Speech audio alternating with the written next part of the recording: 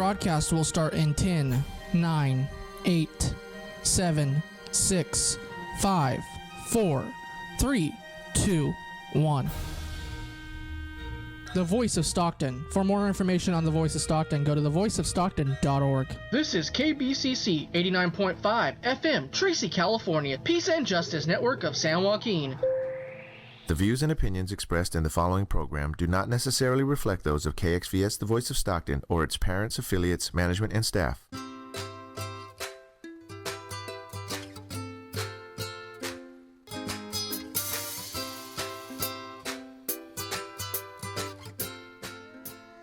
Good morning, Stockton, and thank you for waking up to the Live with Kimberly show. I am your host, Miss Kimberly Warmsley. I'm here this morning talking to you live. Today we're going to talk about a very serious topic. We are going to talk about the cycle of violence, in particular with domestic violence. The reason for this topic is throughout the week, through my Coffee with Kimberly on Fridays, where I open my clinical practice to community, we've been having a very hard, concrete conversations about domestic violence and surviving the cycle and breaking the cycle. And the conversation was so powerful that I thought it'd be a great idea to bring it to the community. Furthermore, just reading about the effects of violence and how it's playing out in our society, community, and nation, I just thought it was a great topic. So alongside with me this morning, I have a good friend. Her name is Alicia Corrales, all the way from the greater Tracy area, here today to help talk about this topic and bring awareness. Alicia is a life coach, and she is also a community advocate that works closely with victims, not only with domestic violence, she also does advocacy and education to mothers who are reuniting with their children, substance abuse, parenting support. Is there anything I missed, Alicia? I'm working with the Ruby Foundation, and I'm working with women of sexual assault. There we go. So she definitely has the information and experience to talk about the topic. So with that being said, let's get started. Great. So domestic violence. It's huge. It's impactful. We hear about it every day, and I think it is, even though we hear about it, it's a very sensitive topic. And so this weekend, I was looking at the National Correlation Against Domestic Violence, and I was trying to run the numbers and to find how many people are affected. Interesting statistics. So let me share it with you guys, okay? In the U.S., every minute, that's every 60 seconds, there is a call to local dispatch and the police department. 20 people per second. 20 people per minute call to report some type of physical abuse in the United States. In 2018, there were an estimated 10 million calls, and these are confirmed cases of domestic violence. The reason why I say confirmed is because domestic violence is such a unspoken issue, meaning that people do not report as much as they should, and therefore the statistics may be a little meek or a little to a place where this is not an actual number, because there are people who do not report domestic violence. So very true. Yeah. Very true. So let's talk about that and these numberings. This is staggering. This is devastating and overall concerning that in America we have that many people who are calling to report domestic violence. Yeah. Alicia, what are your thoughts on that? Well, I know working at the Salvation Army, I work with women in social services, and what I found was there was a lot of women who were in being abused, but they were here illegally, and they didn't speak the language. So there's a lot of those situations that women are not reporting the abuse. Right. They stay in it for fear of being caught. They stay in fear of the financial, the safety Yeah. of their children. Right. So I agree with you that the numbers are off, but also women who grow up in domestic violence, and I know from experience that you stay in the relationship because it's what you know. That's one of many factors. So it's kind of familiar. It's like a second home to, your first home. You're Yeah. kind of reliving your past. So those numbers, yeah, they definitely need to be higher. And let's take it back, because again, being someone who educates, I'm sure you understand, you would agree with me. I think that part of the issue is that people do not really understand what domestic violence may include. So domestic violence, sometimes people believe that it's just an act of physical assault. No. And I think that really limits the narrative, because Yes.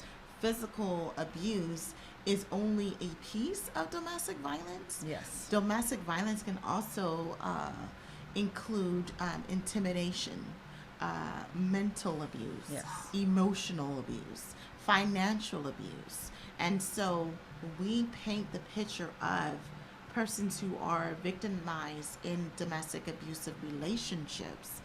We need to also understand what exactly does that include. Yeah, and it doesn't happen overnight. It's a process. It's a breaking down of the person. So it can start as simply as I don't like the way your hair looks, right? And then you can have a conversation, and they can say, well, that wasn't very smart of you. So there's this breaking down that happens. It's not just a choice that you just go into these relationships and you're okay with how people talk to you, but it's kind of a smooth, they have a way, the people who abuse you have a way of just kind of getting in there slowly Yeah. and breaking you down little by little. Those, we can probably classify that as phases to Yes. the domestic violence abuser. Like Alicia was saying, that's a honeymoon phase. Yes. Right. So they're trying to determine how far they can go or they can't go with you, and that could be anything as subtle as, why is your hair this color and not that color, or why are you wearing this shirt and not this dress. Right.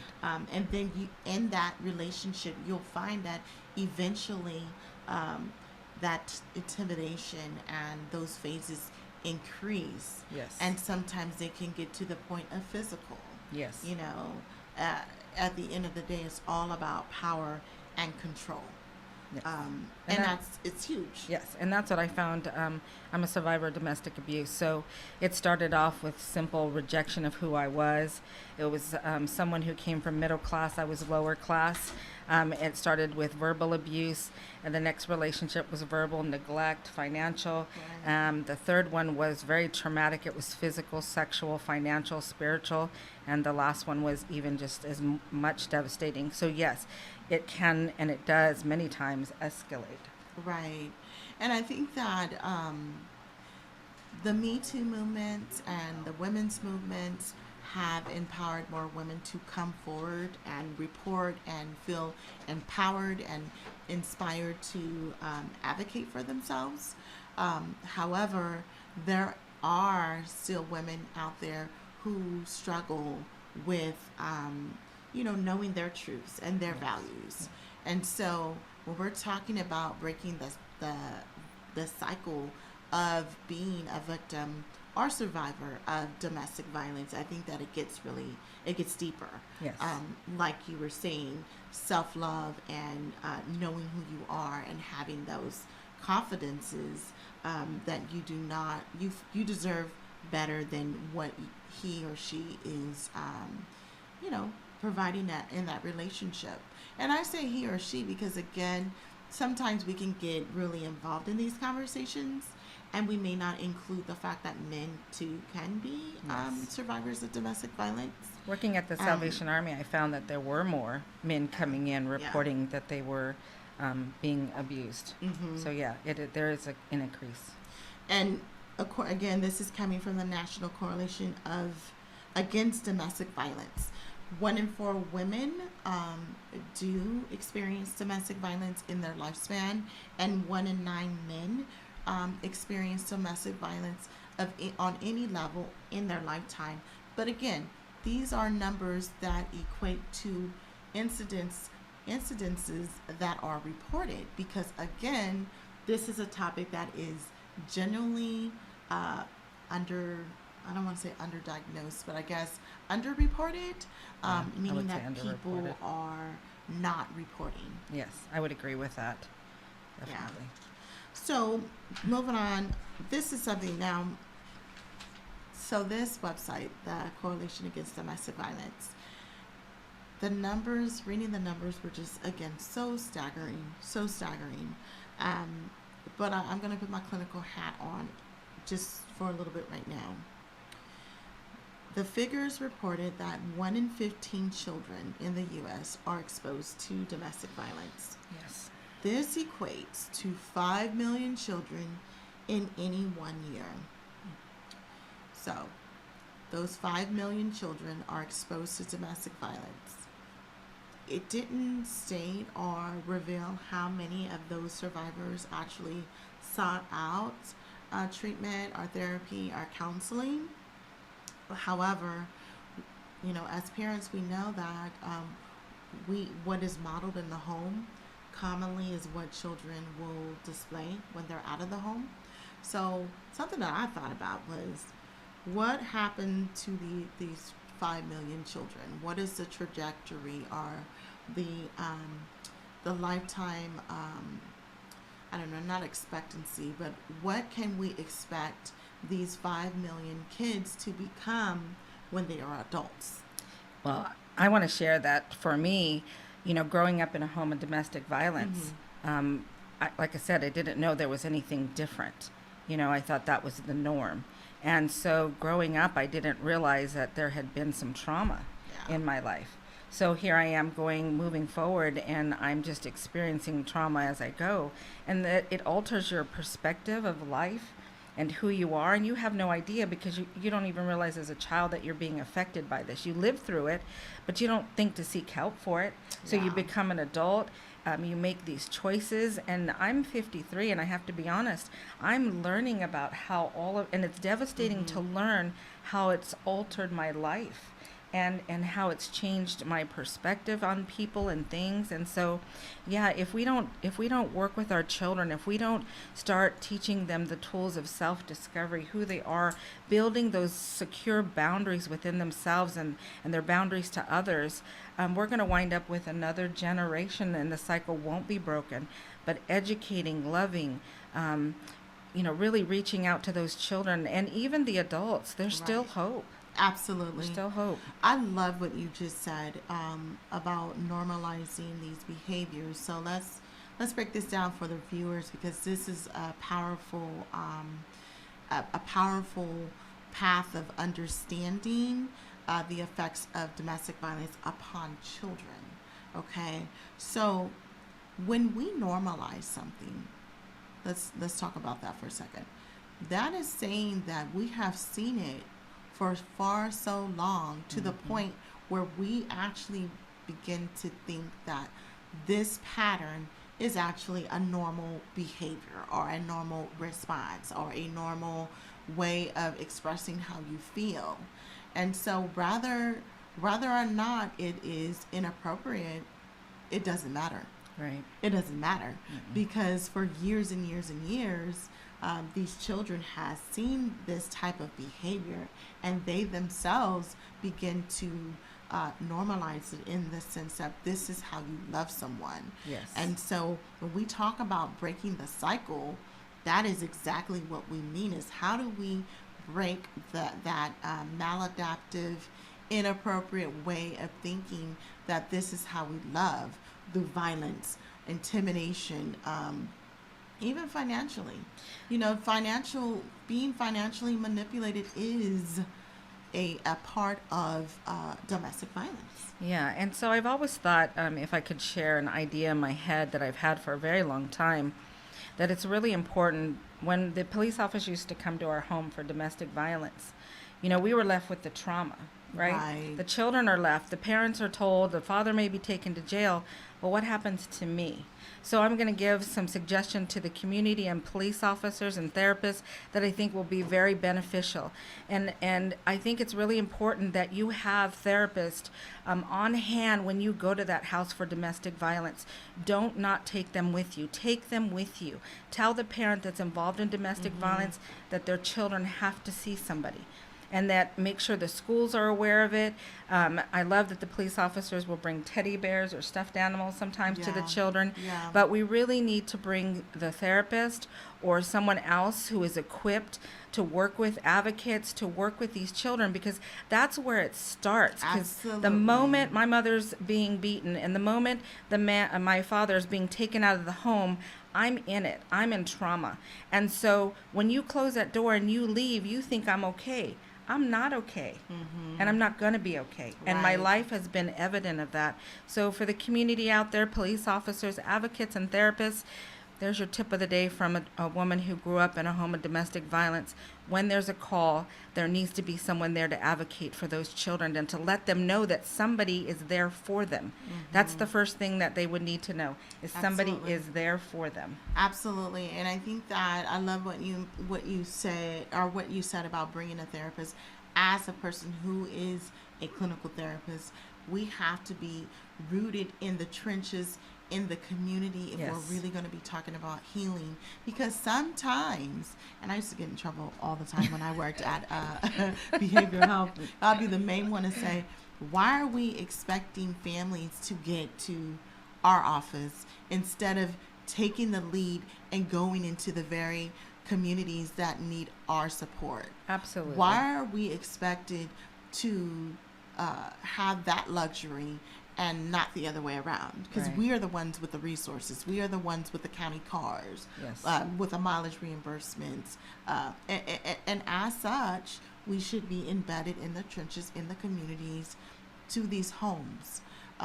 Something that you talked about with first responding, also not victim shaming. Right. I think that also creates this toxic, atmosphere and mistrust Right. between victims and survivors and law enforcement. Yes, I agree. There's a way that a victim should be talked to in a Yes. very sensitive and person-centered perspective. Absolutely. And I think that also empowers them to know that it's okay to call. Well, it creates a safe space. So from growing up in domestic violence, I want to feel safe. That's a top priority for me, even now in my life. And if it wasn't for my faith, I wouldn't have that safe space. Right. So if you're talking to a woman who's had domestic violence, sexual assault, or any kind of incident, when you're talking with her, you have to create that safe space for her, Yeah. because she needs that in order to open up. So if you're law enforcement, if you're community advocate, if you're therapist, and I'm sure you know, Kimberly, that first moment of interaction, how you speak to that woman, how you support that woman, will be the opening door to her making a choice the second time, the third time, the fourth time, however long it takes. We as a community have to gauge them in this place of safety Right. and trust. Absolutely. In fact, after I got my master's degree and then after I got my license, I opened the door to train other therapists. Nice. And my number one goal with them is this: if you don't take anything from me, take this. Please take this. Rapport is everything. Yes. Rapport is everything. And that starts immediately when you are on the scene, when you are in the clinic, when you are responding. If you're not developing that rapport, then you can forget it, because people have to trust you. They do. And if people do not trust you, they are not going to confide in you. They're not going to talk to you. They're not going to feel safe. Right. So rapport is everything.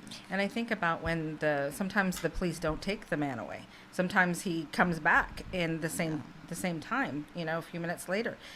Don't you think that he's telling her that, hey, did you see he didn't really pay attention to you, or he doesn't really, they don't really care what happens to you. You felt, so you right. have to break that barrier. You have to set that pace right there, that she can say, no. He gave me his card. He told me that if I needed to call him, and it may take a couple of times. It may not happen overnight for everyone, Yeah. but if we build that rapport like you've been doing and trying to do, I think that we'll be more successful. Right. And I think that, so in this conversation, as I had indicated, like, I've been really talking about domestic violence for the last 2 weeks. Someone asked me, like, what are some things that we can do to ensure that young women and young men grow up and understand what domestic violence is and how we break the cycle. And one thing that I said was, as a society and as a community, as within educational systems, we have to teach our children about self-respect, value, love, and strength.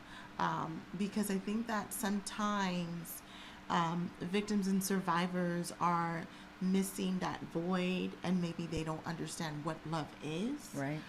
Understanding that love should never hurt. Right. Understanding that someone who truly loves you does not hurt you and take you to a place where you feel less than. And so with that being said, I know that, our educational system has, I don't know, I kind of feel like it's at a place where it's really about these test scores and these standards and so forth and so forth and so forth. And we have removed, religion, we've removed religion Right. in education. We removed sex ed in Yes. in education. Things like, that are important. right. And these are important elements of who you are. I always say this is my favorite quote. When you know who you are, you know who you are not. Yes. And so building communities of children who are strong Yes. in themselves and who value themselves and who love themselves. Sometimes we don't understand that. Yeah. And especially if there's 5 million children, and these are just numbers that are reported, right, Alicia? Yes. 5 million children who have been exposed to domestic violence. What is the trajectory of these children? Where are these children now? Devastating. It's devastating. It is. Have these children sought out mental health services? Has anybody asked them, Yeah. what do they know about self-love and self-respect? I mean, we are missing the bottom line here. Yeah, so another tip that I want to give in the community and our government is implementing programs for therapists to be in the school and having therapy sessions for these children. We're putting them in detention, we're putting them out of school, but the problem is they need a safe space. They're not going to get it at home. They're not going to get it in the streets, but if you can create it in the Right. schools, right? Right. Where they can come to a safe place and they can say, this is what's happening in my home, and they can have someone advocate for them. You got to get it in the school system. I'm sorry, because I wasn't getting it at home. I Right. wasn't getting it on the streets. So who was I talking to? Exactly. Where was my safe place? Exactly. Right? Exactly. And let's dig even deeper. We dig deep on this show. Let's dig a little deeper. So I know that there are some people saying, well, there are counselors at the school, and yeah, there are some therapists at the school. That might be true to a certain level. Here's the bottom line. The bottom line here is that there are not enough. No. I'm going to challenge that. There are not enough. There are some schools that have one counselor to 6 or 7 schools. Yeah, that's not So enough. how are we getting to the bottom of it? We're It not. is so easy to suspend a kid. It is so easy to expel a kid. It is so easy to send a kid home. And we see these kids that are being oppositional and they're angry and they're being classified as something else. Yeah. But has anybody asked that kid, what has happened to you. Exactly. And having it in the school system, you have an opportunity. The first time that kid gets in trouble, you have the opportunity to sit them down with someone, and also in a classroom environment with peers that are going through it, so they can learn to connect and support one another and understand that they're not alone. So you've got to build a curriculum in the schools. That's what I believe. I teach self-discovery. You got to build a curriculum for these kids so that they have a place that they can demonstrate and learn these skills and learn about themselves. And unfortunately, you can't do it. It's not going to get done in the home because there's so much domestic violence and chaos and you know? dysfunction and Yes. discord. And let's talk about it a little more. Let's dig deep, even more deeper. All right. On an do it. average, a kid can spend anywhere between 52 to 56 hours in a school per week. Let's say, give or take, school is about 6.5 hours a day. Okay. Why aren't we instilling a little more? We should be. We should be. We should be. We We need are to be. missing the mark here. We are missing the mark. Well, in the days, when the schools and the government could depend on the families to do what they need to do is gone. Right. It's not like that anymore. So somebody has to, churches, schools, somebody has to pick up the slack because it's so rampant in the homes. Absolutely. I mean, we got to start somewhere. Absolutely. We've got to give them an open door. We got to make a Right. space for them. I used to draw. I'm going to have the viewers just kind of imagine this. When I worked at a few group homes, we talked about how kids feel hopeless sometimes. Yes. And just imagine this child being in like this hole. Okay?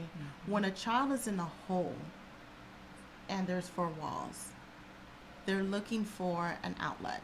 They're looking for a rope. They're looking for a stairwell to get out of that hole. Yes. That stairwell and that rope could mean support.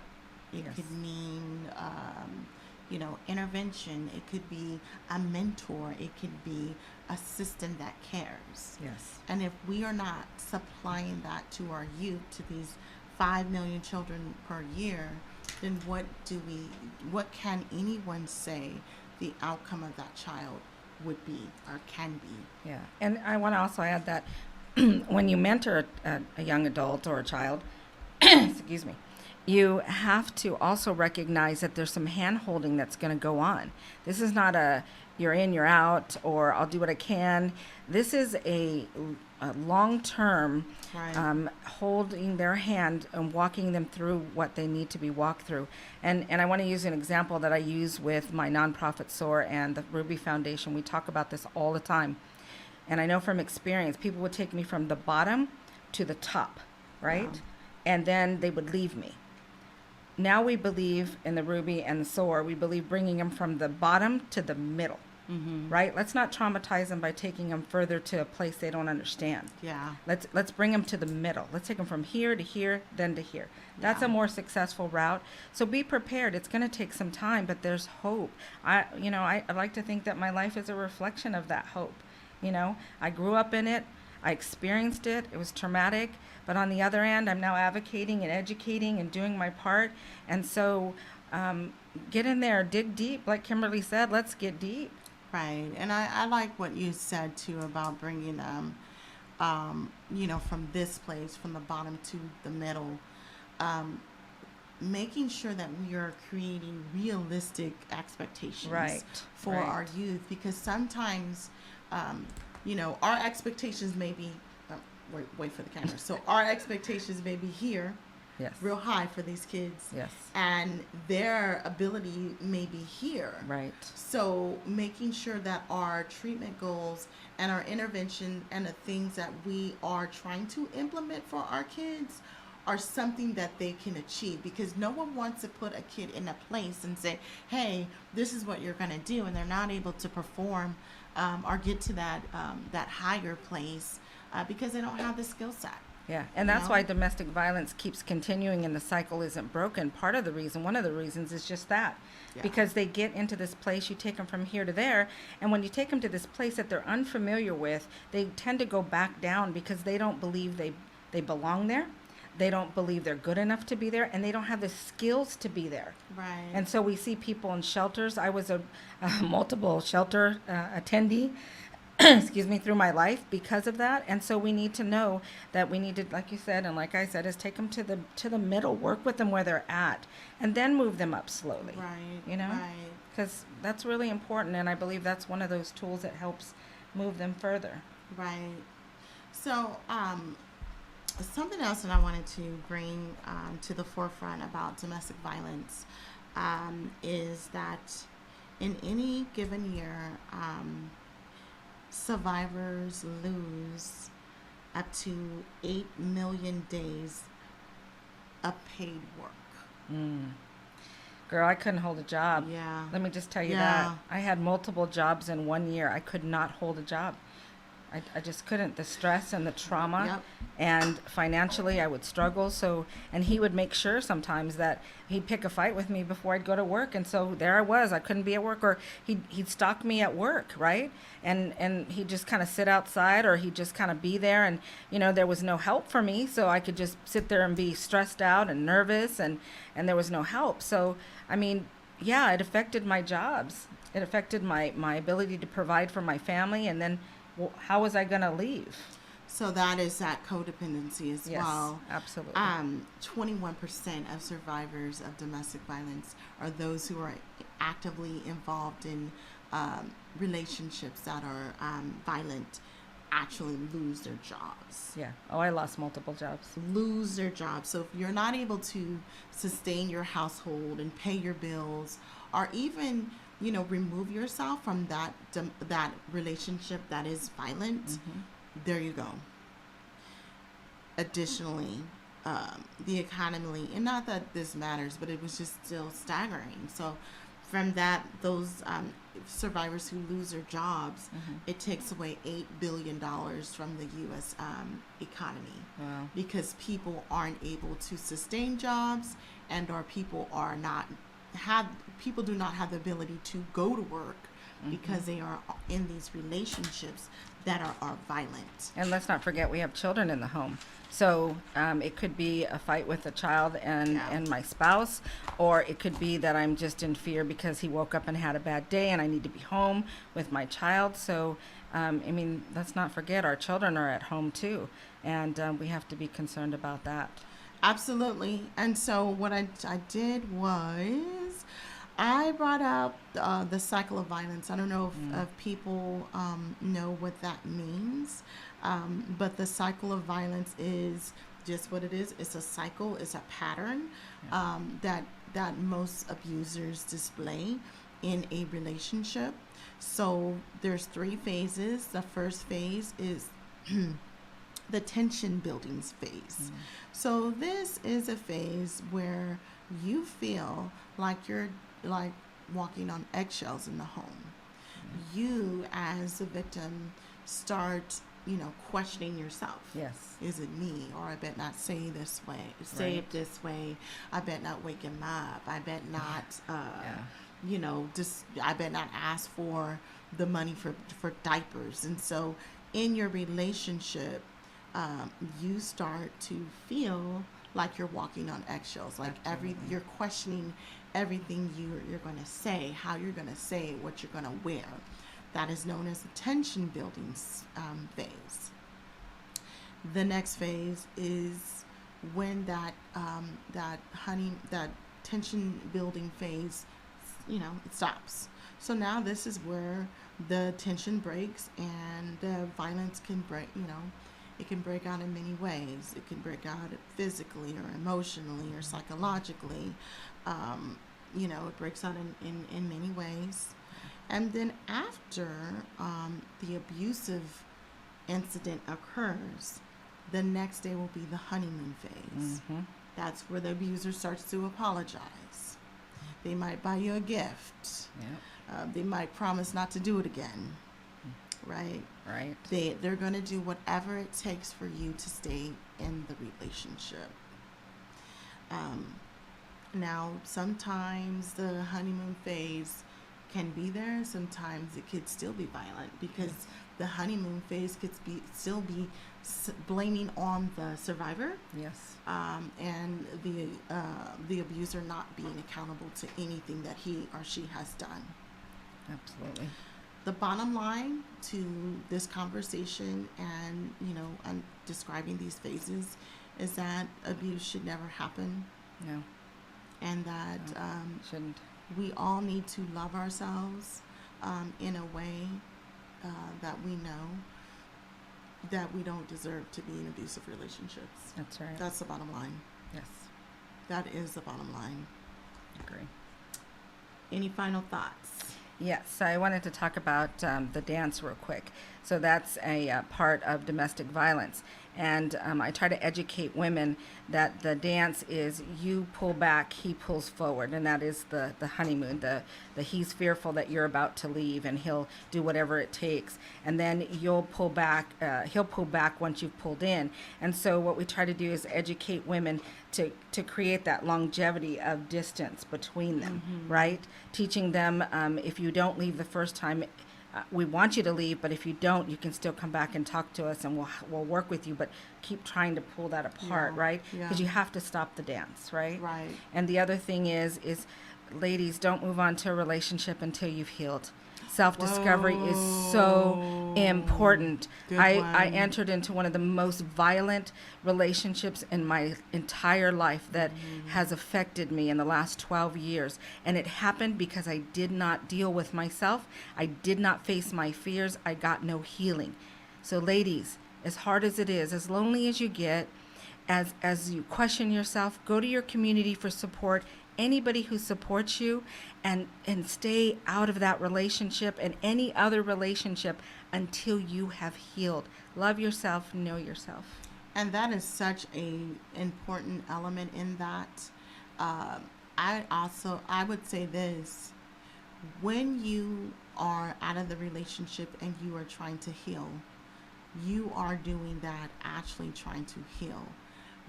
Going into a relationship immediately after being in a relationship of domestic violence, you're only bringing in that abuse within Yes. your relationship. Yes.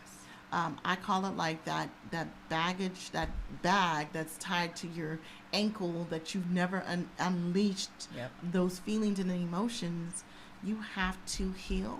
It is a process. There is no duration of time that you are expected to work that out in therapy or in safe spaces, but you need to work that out. The toxicity is so real.